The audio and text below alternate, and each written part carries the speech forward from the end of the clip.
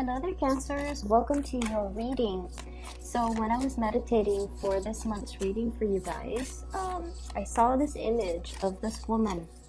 You know those area rugs that we have in our house? They're really hard to clean thoroughly, okay? And the traditional way in which people clean the rug is they take it outside and they beat it. They beat out all the dust. They could even rinse it with like a power hose. Okay, that's the only way I feel to really get all the dirt, all the grime out of the area rug. Vacuuming over it can only remove the surface stain. It doesn't really do any type of deep cleaning. So I see this woman hauling, like pulling and pulling the area rug. It's really big. She pulls it out and then she puts it on this industrial like clothesline. And she takes like sticks and then she beats it, and then this giant cloud of dust just comes out, and she keeps going at it, and after a while the cloud gets smaller and smaller and smaller, the cloud of dust, and then she gets the power hose and then she like thoroughly just sprays at it, and she keeps spraying and spraying until the water runs clear. Okay, so that indicates to me some type of a massive deep cleaning is potentially happening in your life, or needs to happen in your life, in a certain area of your life. And it's almost like a major purging process to get all the dirt, all the grime, all the stain, to do some really deep, thorough fixing and cleaning in some area. And then she puts it's already on that industrial really strong like super fortified clothesline, and she hangs it, and the sun is out, so it's going to dry on its own. And the other image that I saw is I saw this boat, and it looks like a cartoon type of a scene. There's a waterway, there's like a lake or something, and the boat has a lot of lanterns in it, and it's all lit up, and it's coming closer and closer and closer to shore. And so it seems like there's some type of festivity, some type of a gala, some type of an event on the boat. I don't see people dancing, but they're dressed pretty nicely, and all the lanterns are lit up, so it seems like something that's like a really fun festive activity. And the boat comes to shore, it docks, and then all the elegant people from the boat, they come towards the land. So I feel with that image, it almost seems like, it just feels to me like a homecoming. It feels to me like, you know, the journey is over. Now we're on to land, we're on to solid ground. Things are a little bit safe, a lot safer, a lot more stable, a lot more predictable. Okay, so based off those two images for you guys, what I'm feeling is, I feel like, you know, the worst of it is done and over with. There's a light at the end of the tunnel. And I feel like you're able to reach this light at the end of the tunnel, mainly because of your doing, of your ability to purge yourself of things that are no longer serving you, ways of doing, ways of thinking, ways in which many of you have held on to situations and things from your past. Okay, I'm getting an image of somebody being a little bit of a hoarder or a pack rat, somebody needing to like get rid of their possessions and their belongings that they've hoarded since they were, you know, an infant, since they were really young. And I'm also seeing like many of you having a lot of emotional attachments to things, objects, places, and people. And if those experiences have been very positive, then you want to hang on to them, and that's great. But if those experiences have been quite negative, and I feel like they might have been quite negative, you hang on to them, and they really weigh you down. They weigh you down in terms of affecting your self-esteem. They weigh you down by, you know, miring you in a lot of self-doubt. Like, am I worthy? Am I capable? Am I able to move on past this? And I do feel many of you, you know, possibly carrying that around as a security blanket, okay? And one of the reasons why people do that is they carry this security blanket around that might not be entirely positive, in an effort to tell themselves, like, I knew it, I shouldn't have done it because nothing works out. I should have trusted my gut instinct and not have done that because, you know, it's always going to blow up in my face. So it's almost like that security blanket as an excuse to not try new things. That security blanket as an excuse to tell yourself, you know, I'm a failure, I'm not worthy of new things, or I'm not worthy of all these blessings that are coming into the picture for me. And I want you to be very, very careful, because I feel like many of you, Cancers are typically very, very, very, very shy people. And I also feel like, you know, many of you, you have a social facade that you put on, okay? You like to be liked, and there's nothing wrong with that. We always love to be accepted and to be looked up to and to be liked by other people. And I also feel like many of you, you have a very, you have a way about you where you put people at ease, okay? And you're almost like an emotional and also a social chameleon, where you kind of blend in with your environment as well. And I'm bringing this up because I feel like you like to be liked, and you are very easy to talk to for a lot of people. You're also very nice, very caring, very genuine, and you don't want to see anybody left out. So if you're in a social setting, for example, you want everyone to feel included. So you try to engage everybody in that social context so that no one feels left out, because you're very, very sensitive to if the shoe were on the other foot and you're in a new social environment and you don't want to be left out. You would want to be included, and you would want people to be inclusive towards you. But I also feel like, you know, that really nice social facade, and I feel like many of you, you know, you have a really good heart, but I feel like it comes out in the more of the facade way, where you might bend over backwards and accommodate and do a lot of things for people, especially if they are not deserving of it, okay? And so this whole purging process, okay, I don't need to please anybody, okay? I'm a nice person.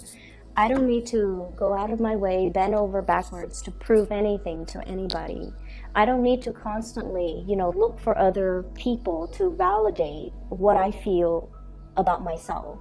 And I especially don't need that attention from other people in order for me to accept who I am.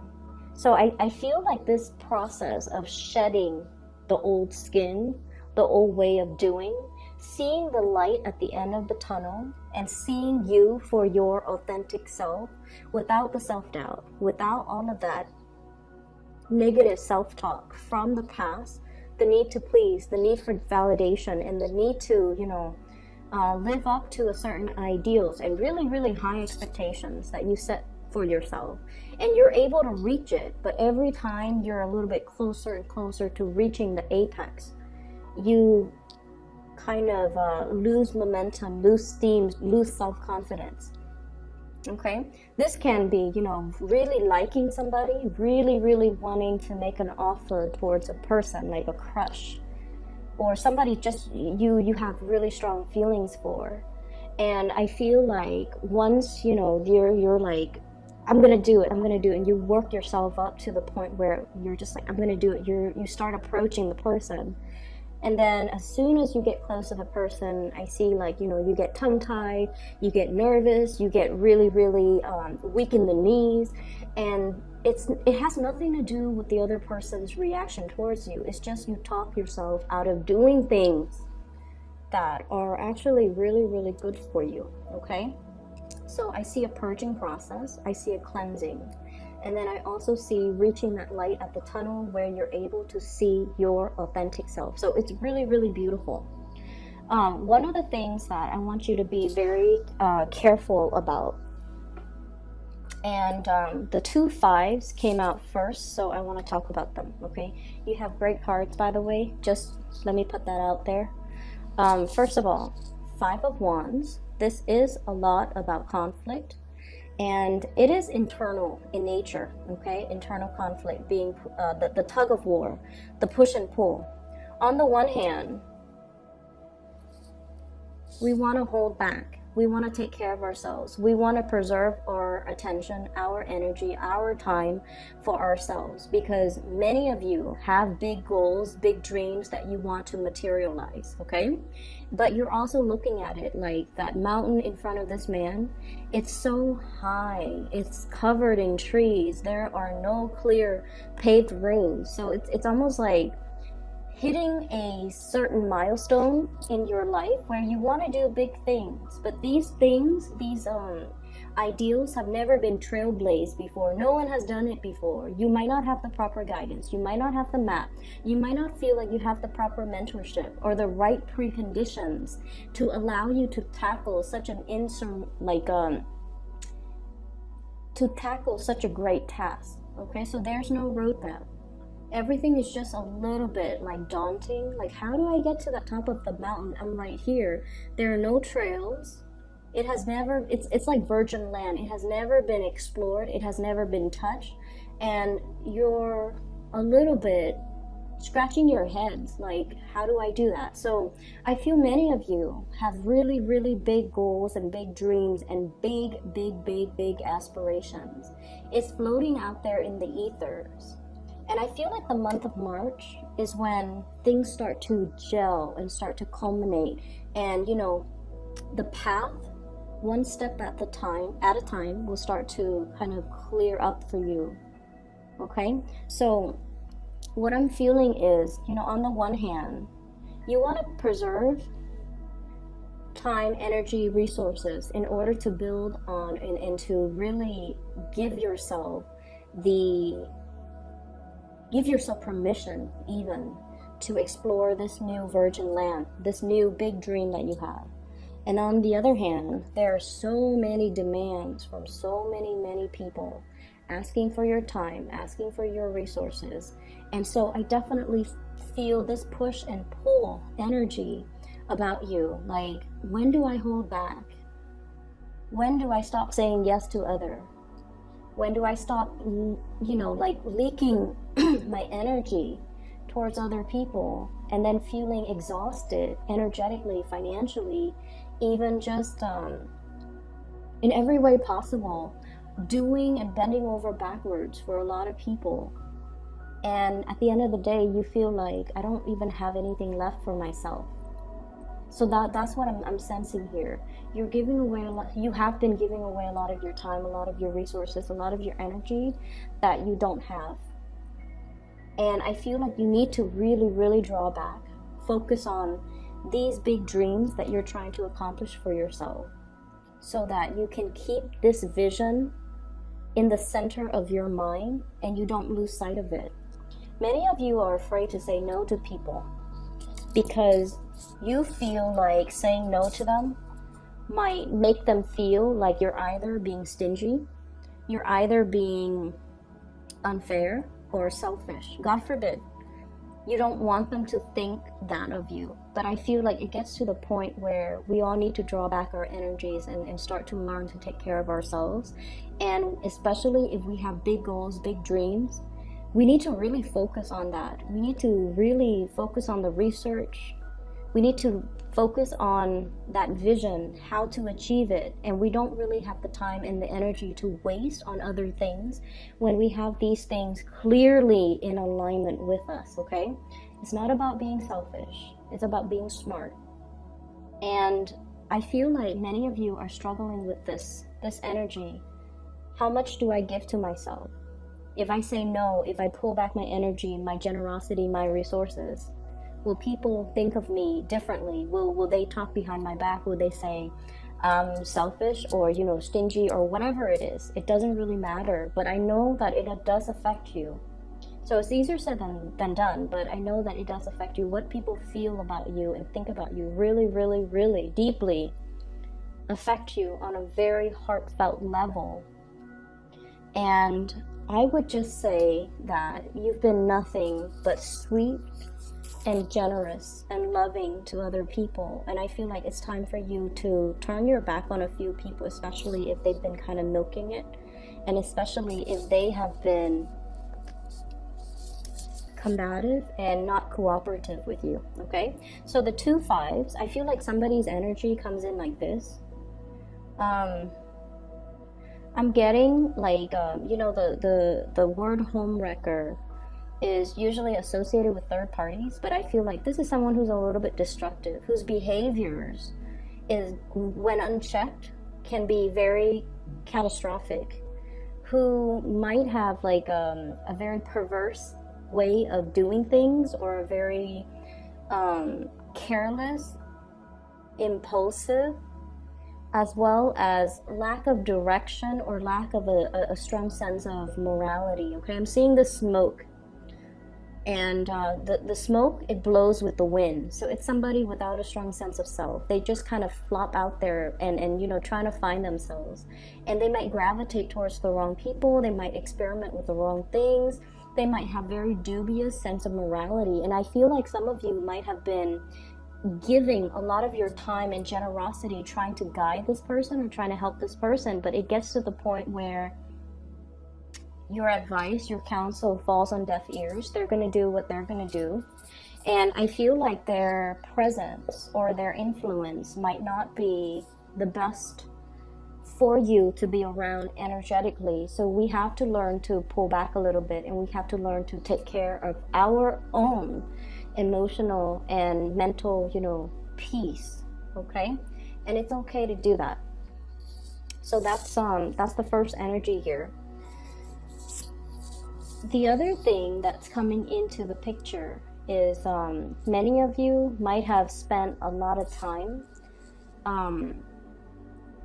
I'm hearing like barking up the wrong tree, socializing, wanting to be, you know, included. And you spend a lot of time, a lot of energy arranging for, like, you know, group outings, happy hour, wanting to be a part of a community, wanting to be a part of a social group. And you feel like, you know, the only way is to take charge. Like, let me be the one to get everybody together. And you're very good at that. So like I said, you have this social facade about you.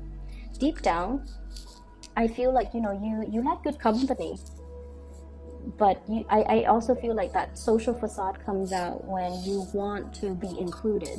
And you might be the one behind the scenes arranging all of these, you know, social gatherings and things like that. And I feel like a lot of your attention, your time, resources as well could be funneled towards that.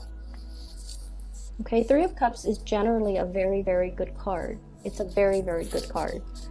But it can indicate a little bit of superficiality if we're not careful. So a lot of time, a lot of resources, and a lot of energy might be dumped in this avenue with the people that might not be deserving. And so it's okay for you to pull back, and it's okay for you to really do whatever it is that you need to do on the practical end to get your big plans and big dreams moving along. All right. We have 2 aces here, and I'm going to talk about that in a little bit, but I do sense as well that you have somebody that is really, really interested in you, okay? And it's coming from your friendship circle. Big friendship circle vibe. Somebody has great feelings for you. It comes up here in the Ace of Cups. And I'm feeling this is somebody who is a little bit socially awkward, okay? They're very serious minded. So it's like they don't really know how to lighten up. And you might have, and this is how you know who this person might be. So like they can be like social, but I feel like deep down they're very introverted. And then I also feel like they keep to themselves. They keep their own counsel. They don't really share a lot. And I feel like this is somebody who has been through the ringer. They have been through a lot. And so they're a little bit introverted. They find it hard to socialize because when you have been through a lot and then you go out and socialize and people are really talking about, you know, very frivolous things or very minor issues, what I call like first world problems, that person feels like they can't really relate. And I feel like they go to these functions in the hopes that you would be there. They don't really enjoy putting themselves in the spotlight or in an environment where they have to mingle and socialize. But I feel like they do it because they are hoping to catch a glimpse of you, or to run into you, or to be around you. And so I do feel like they really, really like you. And I feel like the communication between the two of you might be a little bit strained, because when you interact with them, they tend to, so let's say you're at a bar, right, and everyone's having fun, and when you interact with them, they err on the side of heavier, more serious topics.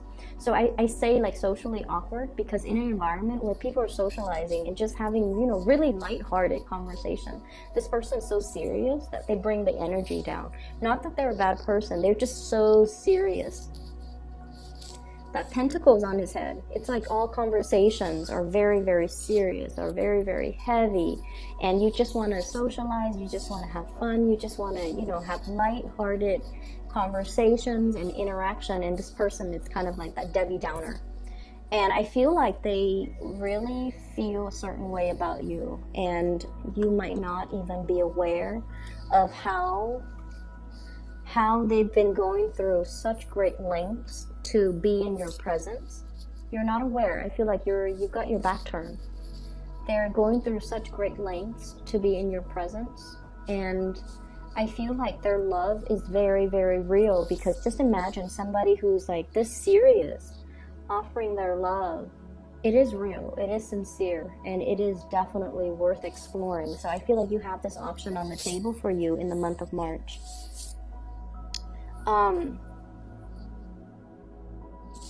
I would say many of you are coming out of this tunnel of light, like out of the dark tunnel into the light.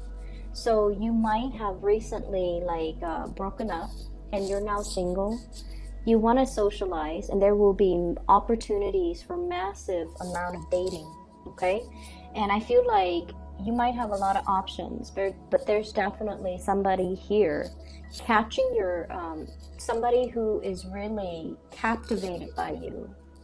They're definitely more serious. I would say probably a little bit older than you by like about 3 years, 5 years is what I'm sensing. I have 2 3s, 2 5s, 3 of cups, 3 of wands, 5 of swords, 5 of wands. So I feel like there's somebody who might be a little bit older than you by possibly 3 years or 5 years. And I feel like they feel like you're the one. They feel like you're the one. They feel like, you have that sensitivity about you where, like I said, they've been through a lot, but when they talk to you, they feel comfortable. They feel like you never judge them. And water signs in general never ever show judgment or judge others, or ever show disbelief, skepticism or disbelief. When someone tells you a very serious traumatic story, I feel like you just take it in, and because of that, people feel really comfortable naturally sharing a lot of information with you. If you find this person opening up and sharing information with you, I feel like that's because they're looking to make this really, really big offer towards you. So I feel like this is if you're socializing, there will be a lot of options. There's also one person in particular that I feel is going to make this unexpected offer to you. And it's going to be, you're going to feel like, wow, I've really captured this person's imagination. Or, whatever you've been waiting on, the boat is coming in. Okay, so the boats are in. 3 of wands. Waiting for the opportunity. When it comes to the big love or the great love, I feel like that offer is going to be in. You have quite a few people that are interested, and they're in the picture. And I also see you here reciprocating, okay? So I feel like you're going to have some people that you've been eyeing that will be making an offer, and then I do feel the offer is going to be reciprocated.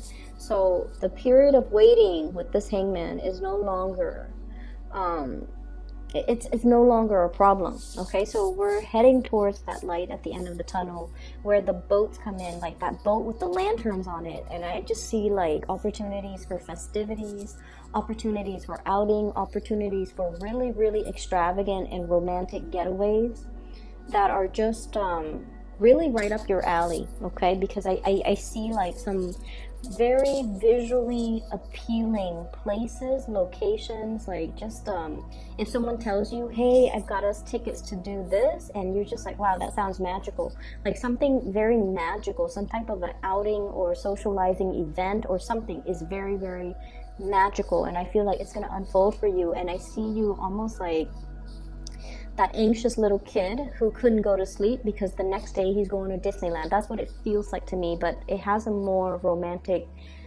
slant to it. Okay, needless to say, we have as well Ace of Pentacles. This is a new job, this is a new enterprise, as well as a new income generating opportunity. It's going to be coming into the picture for you. I see many people escalating, going towards like promotions. Okay, like I'm seeing this step ladder, like going up a notch when it comes to your income generating potential. I'm also seeing for many of you, if you have been out of commission, so if you are like, for example, a stay-at-home mom, a stay-at-home dad, you're returning to the work environment. Okay, so the transition, it's going to work out really, really well. But you know, anytime we let our skills lie dormant, so if you've been a stay-at-home mom or a stay-at-home dad and you've been away from the labor force for quite some time, you're going to get a little bit rusty. Okay, so don't beat yourself up over it. If you feel like things are happening so fast that you can't keep up, or you feel like technology has changed, or if you feel like you're dealing with so many systems, so many expectations, so many systems, procedures, and just processes, don't feel bad. You're going to be okay. You just need to flex those muscles and kind of like break away from that rust, and then things will start to flow automatically, because you do have a very intuitive sense of knowing to do the right thing at the right time, like a divine sense of timing. So it's going to take some time for you to get over that initial hurdle, especially when it comes to new work. Okay, but either way, there's going to be a work situation coming into the picture. Many of you might have been wanting to leave a bad work situation for some time. A situation where you don't feel that sense of connection with the people that you work with. You feel like you have to guard yourself or keep yourself on guard with those people. Okay? And so you're shifting into a different work environment where people are nicer, they're less combative and more cooperative. They're nice, they help one another, and the environment is not cutthroat, or the environment is not gossipy, or the environment overall is just a lot more amicable.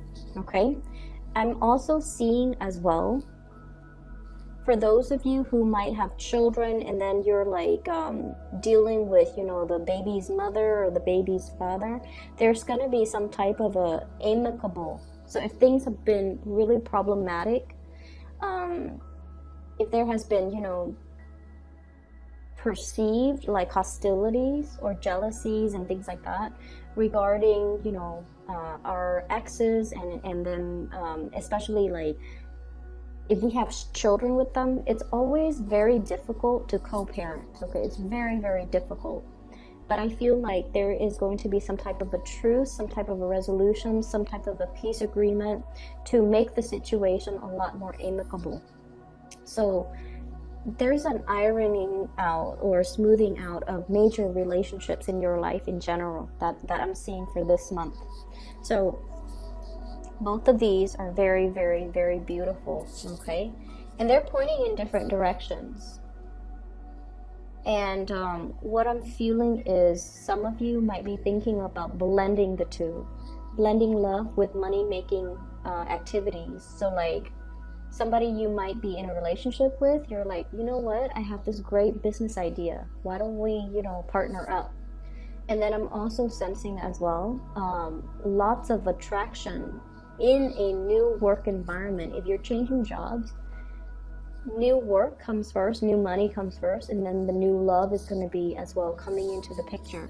So you have some beautiful, beautiful, blessed energies that are coming into the month of March for you. It's actually divine timing, because we're shifting, or we have shifted into the time of Pisces, which is a compatible sign. It's a fellow water sign, so the energy is very compatible for you guys, Cancers.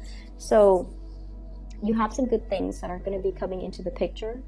I would say get the new work situation, let that sort itself out. If you're jumping into a new environment, keep your nose to the grindstone. Don't, go out too much and socialize with coworkers. You need to know, anytime we're in a new work environment, and we need to kind of know the pecking order, what I like to call the pecking order first, before we jump in and socialize, because I feel like strategically it's the smart thing to do. Okay, so don't get too involved with the coworkers. Don't get, especially office romances, and get wrapped up in office politics. But it is really smart for us to kind of get the lay of the land, know the pecking order, know who to come to for advice, know who to avoid. And we always have those people in the office environment that might be gossips too, so you don't want to reveal too much. You guys are very friendly, very sociable. You want to be liked, and you want to just jump in and just make a splash and be very social. But I feel like there are things here that's really telling you, focus on this first. Okay, focus your energy on this. Keep yourself a little bit more closed off, mainly because I feel like if you're out there trying to make offers, trying to make a splash, it might not be the best move just yet. Okay, so get the lay of the land, understand the who's where on that totem pole before you choose who to ally yourself with or align yourself with. Okay, so I hope the reading is helpful, Cancers, and I wish you the best for this month of March 2019. For those who are still emailing me about private readings, believe it or not, I'm still getting these emails. If you're interested in booking a reading for yourself, I have somebody that I highly, highly recommend. Her name is Bridget. She is a psychic out of California. I've included a link to her scheduling website. You can find that below in the description box. If you'd like to book a reading for yourself, I highly recommend her, and she's amazing. And I've used her services. I've also, for like the past 2 years, and I've also recommended a lot of my friends and family members to use her, and they've been really, really satisfied with her reading. She's phenomenal, so I highly recommend her. So Cancers, I wish you the best. Okay, I'm really happy to see this for you, and I hope that the second half of the month will bring you much more blessings as well. So take care of yourself.